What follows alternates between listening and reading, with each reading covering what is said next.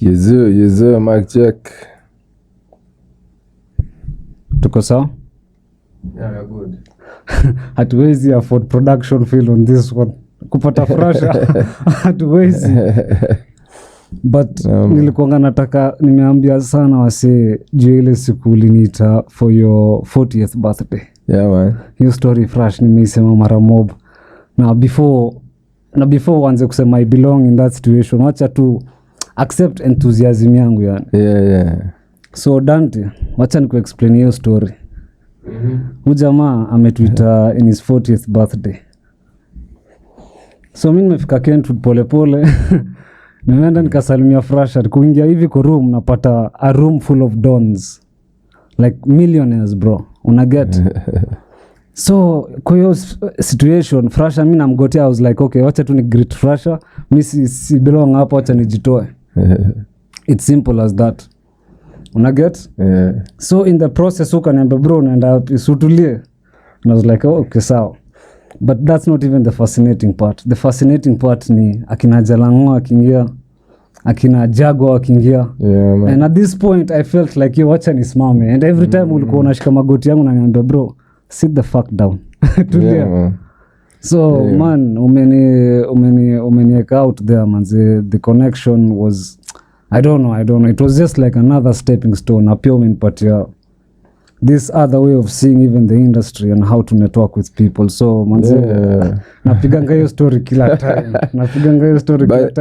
Mimi ushinda hata hiyo siku nilikuwa nashinda nikikwambia like you never walk into rooms that you're not meant to be in. Yaani ukijipata tu mahali juu hapo ndio ulikuwa unafaa kuwa. You know, so don't feel like hakuna mtu mkubwa kwa hii dunia, you know, we are all the same. It's just some people may achieve more than other people, you know. And ndio ni poa ku respect people, but if you find yourself in a room with the president, there's a reason you're in that room. So you better take advantage, don't walk away. Jeez. Alafu pia the first time nilikupata, of course kulikuwa na schoolmate wangu, a lying ass guy. Nakumbuka story nilikwambia. Yeah man. Alikuwa anasema oh bro tulikuwa na Frasha jana, jamaa mengi yako studio saa 8 usiku ako na surgery. Una get? Yeah. So the thing is I've always been fascinated. Ndio as in I know kila journalist have a peek at you na career yako na music.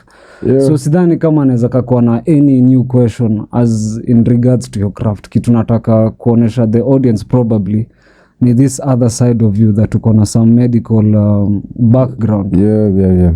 So basically I think familia yetu imekuwa gani, madangu ni nurse, niko na ma cousins, madoki, ma aunties, ma nurses, physios. Personally I'm a physio, my wife is a physio. Nilimit wife yangu kwa Daro. So nikamaliza shule na degree mbwekze ya mresh na ya bibi na shule. Nikapata job. I used to work in Aga Khan. I worked for 7 years.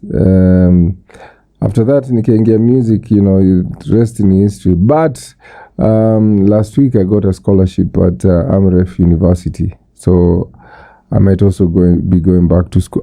I will be going back to school again come next month in September. Juzi kuna jamaa fulani alikuanga hapa, also a medical practitioner. Yeah. And nakuanga tu in my own self nakuanga tu very curious about what people do ama vile wana industry yao ina work. In fact even that day tulilink up na Mcsk. Yeah. Nilimuuliza tu swali moja bro, how is your creative process like? Ataka ukue musician, doctor, napendanga tu kujua. And kitu nimelearn ni apparently out of every creative hasi wako na that aspect ya kuamka asubuhi. It's something very funny. Yeah. Mi pia nakuwa gani mtu wa morning, especially now because of my kid, mood drop mtoi wangu. So morning saa ingine muenda, this is my morning schedule. Muamka napeleka na drop mtoi wangu shule. Nasomea St. Mary's. From St. Mary's wako na church. Naingia church, wako nakuwaga na masi ya asubuhi. Napiga masi, natoka masi naenda Jeffries, napiga zoezi. Nakamkeja, napiga breakfast na lala. Jeez. then I wake up maybe around 11, 12. Sasa ndio siku yangu inaanza. So I normally work a lot in the afternoons and at night because of my craft, you know. When in music, business, most of my businesses are clubs.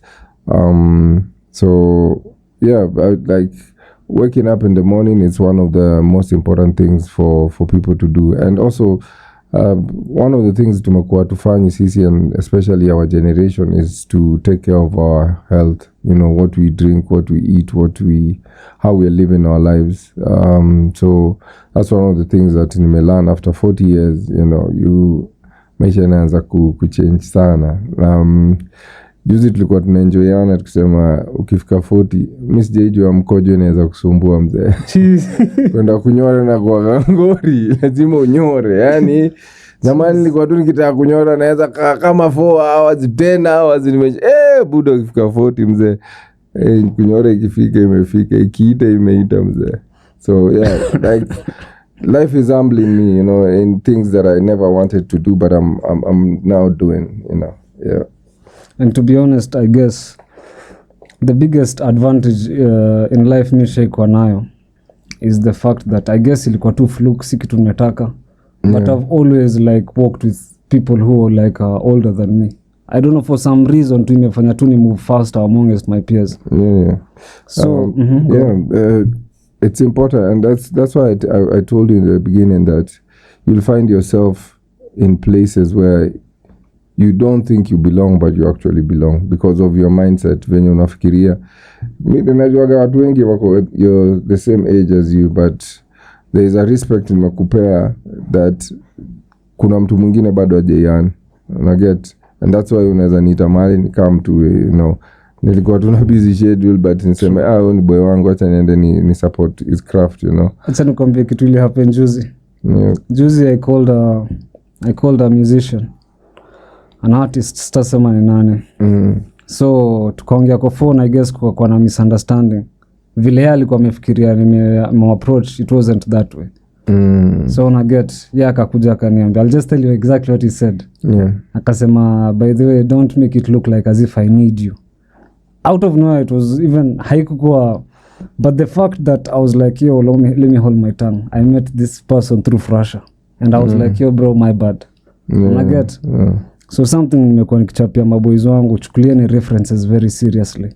Because to be honest, hata ile there was a time ulikuwa na project ukaambia bro tuangalilie hii. I told my team akina Ian na G-Boss nikamwambia check bro, kama mko na anything, just shughulikie ni project. Me, this is what I've found and stuff. So fresh to me, I guess currency comes in always. Vile wewe ulifanya last time ukaniambia bro, ulikuanga na option ya kuinvest na mimi, but you're like, this is what I can bring on the table. I get. So I prefer the networking aspect of things, because wewe unaweza ni open up to bigger things. So at least the best I can do is just humble and say bro, unadai jacket yako kwa gari, wacha mimi niende nipate kifunguo. And I think hiyo ndio kitu kingine watu hawajai learn to do is to play second, you know, to take in the lessons that come with people. Nusemaga watu ndio shule, you know. If the biggest school is for me, biggest school ni watu, you know, how you relate with everyone has something you can learn from.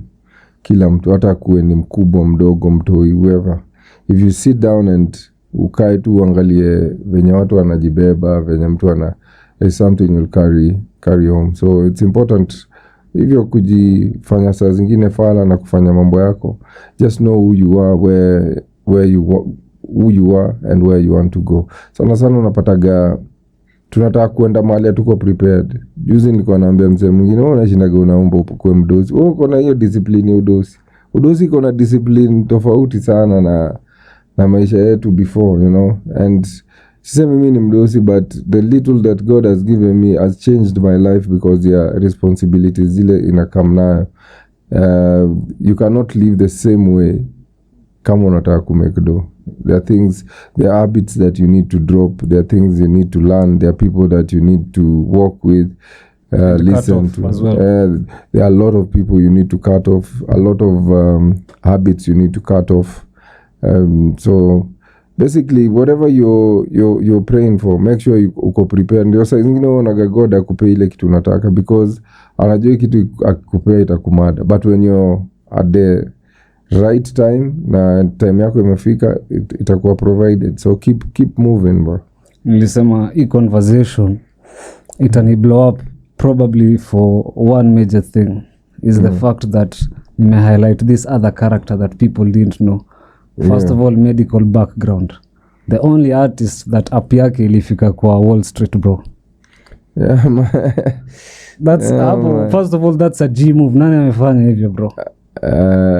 So those are the things. For me, my life yangu yani imekuwa mimi nafanyaga tu vitu, lakini mimi siongeagi sana, you know. Nataka kufanya vitu na, you know, maybe people who pay attention will notice what I do, you know. But I am not that person that nitamake $1 million nikuje kupiga kelele kwa social media, ni buy gari mpya nikuje kupiga kelele. I just live my life, you know. Every day I take a day as it comes. So I've gotten into business. I'm the co-founder for Awesome Dundo, which was started, I think now it's been 12 years or 11 years down the lane. It's doing quite well. So mi niko na vitu nimefanya na nashukuru God nimekuwa able kufanya hizi vitu. Most of them people don't know about them, but maybe my family, I'm very close people that know what I do, you know. And then the aspect of kusikiza like the young dudes na kusikiza idea zao, especially the innovative ones. Bro, nilikuambia about the application I had. And the amount of people wenye walikuwa najaribu kuni rip off wakifikiria this kid does not deserve it, tunaweza yeka in even better places. And even I would go ahead na nikuambie the even creatives wenye they talk about history ya kuibiana and the cartels, of which wao bado waka replicate your idea instead of working with me. So in your own opinion, bro, why would, because saa zingine mi ukuanga too curious, ama saa zingine I sleep with a lot of questions, why would someone asitaki kuwork na mimi, yet there is the table like ni ya kila mse, we can all sit down na tudishi, food ni mob. Yeah, bro, everything that happens to you is a lesson. Okay. Take the lesson out of it. Mtu akikugonga, take lesson. Mtu akikujenga, take the lesson. So that in the future utakuwa unajua this is my person, usi mtu wangu. Nikitaka kufanya kitu, I normally believe na wale watu nilianza nao. Musemaga sana no new friends. Sitakagi wase wapi. Wewe na Gabu. Mimi na Gabu, mimi na Bona, mimi na akina Samke, Jaguar, Mongolo, yani niko tuna mabeste the same. Si uko sana tunakosana, but like they my circle, and that's my circle, you know. Siwezi toa mtu yoyote, siwezi, because God ameneka hapo for a reason. Na kila mtu kwa circle yako, you must have friends that can help you out. Lazima uko na beste, unajua ni beste wangu wa kupiga sherehe, ni beste wangu wa biz, niko na beste yangu nikikuja kuleta wanoma nishikwe, niko na lawyer, niko na, just don't have friends that si ni wasanii, sote ni wasanii, you know, because amwezi helpiana a lot. You can help, you know, grow that industry wherever you are, but if you want to be great, you must have people who are greater than you around you.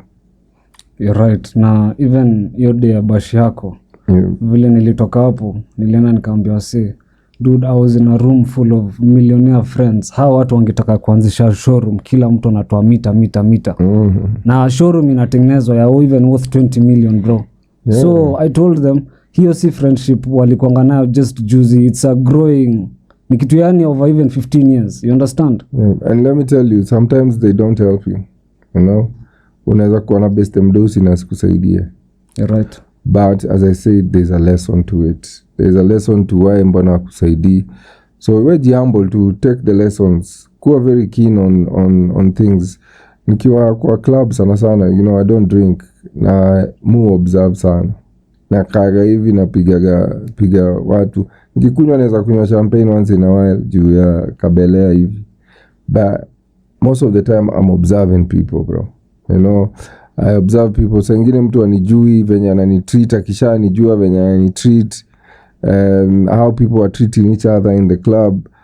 sana mu learn tu through observations.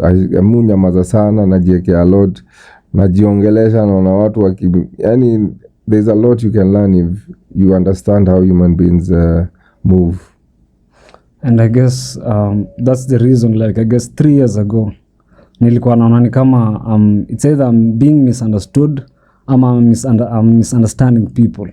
Yeah. Nikaanza kupick on philosophy, and to be honest imekuwa like a game changer. Unajua kitambo. Yes. What's going on?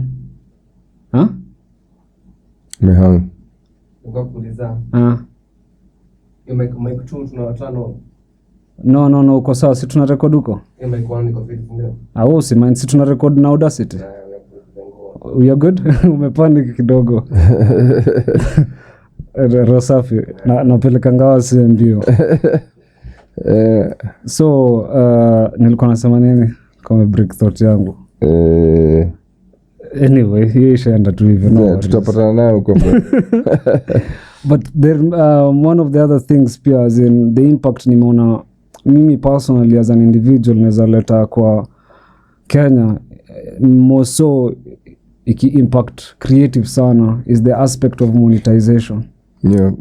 Monetization ni kitu watu wanalia this Mcsk this, and I'm like, is it me that naona solution ikiwa too easy ama the implementation process ni complicated, in this sense that right now tuko na internet, kutengeneza your own application like kitu kama Spotify ni kitu at best itakuweka 100k back, ambapo unaweza weka music yako yote waambie maybe your 1,000 fans, ukikaa uko na like 50k followers on social media, unawaambia even 100 of them wa download your app na walipe monthly subscription. Like bro, am I just being too inaitwaje?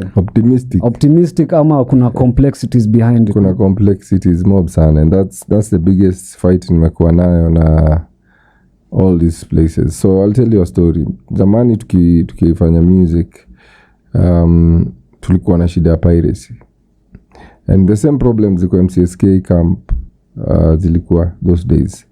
So tukadecide kufight revolution, tukashika na wasanii, we started fighting, kaingia kwa Mcsk. Nilikuwa kwa budget committee, so we were supposed to regulate how Mcsk spends the money for artists. So venye tulienda kwa hiyo nini, nikakuja kuunderstand, this ni gimmick tu. Tuko hapa kama ma sculptures, tuingia hapo puppets, tufanyiwe hivi, mnapoa tudo kidogo. So me started making noise, na vile nilianza ku make noise nikachujwa kutoka kwa Mcsk without any nafaa kuwa sue, by the it's many years. Wakanichuja tu like nikambwa na release, cause one of the things I did is I released information from Mcsk on national TV. Uli sign non-disclosure? Hakuna. But my work was to protect the artist, Right. So I was doing what I was supposed to do, but nikachujwa. So the biggest problem na Kenya, and this is from our president ku MPs nani tuko na a lot of bureaucracies, and within these bureaucracies is where corruption occurs. Watu huanza kuiba kwa sababu ya bureaucracy. Your system is easy, anybody can do it. Hata Mcsk leo Safaricom has how many wa M-Pesa, how many clients for M-Pesa, but they cannot do skiza tunes whereby if you sell your music it goes directly to your phone. They have to send the money to Mcsk wakate kati yao kwanza kuna middleman between you and Mcsk and Safaricom. There's someone anakata hiyo pesa inaenda Mcsk inakatwa. By the time you're getting the money, it's it's peanuts. So bureaucracy is killing us, bro. And if for me unaona hizo systems za nilitake mpaka hiyo bold step, nikasema acha tuanze kuuza music. So when we started with Mdundo tulikuwa tunauza music as scratch cards. So tukaenda kwa Airtel, that time ilikuwa inaitwa whatever, nimesahau jina yake. Then when we went there tukachukua scratch card. So the scratch card was when you buy scratch card ya kuweka credit, it has a place where you also scratch to get a code where you can download music from your phone. then that's how Mdundo started, you know. And even when Mdundo came in, nikaanza kuona bro, these are the blocks zile tuko nazo, because bureaucracy, the law states you should. Mimi ni mwenye music na bado nimepea mtu anajilipa salary na mimi mwenyewe silipagwi, you know. All the guys who work in this CMOs, what wako job wanalipagwa end month, but the person who they are working for, who's the artist, only gets paid once na analipwa kama 2000. Na utapata mtu kama CEO wa Mcsk analipwa, you know, vizuri, more than, I don't know, maybe 200k per month. You know, there are people that make money from this platforms. So for me, the biggest problem, na that's why we kwako unaona ni rahisi, tunaweza ichukua the moment umeanza kuifanya hivyo, taxman amekuja anataka taxes zake. The moment umeanza kufanya hivyo, Mdundo Mcsk will come, who do you have the law states that sisi ndio tunafaa kufanya hivi na hivi.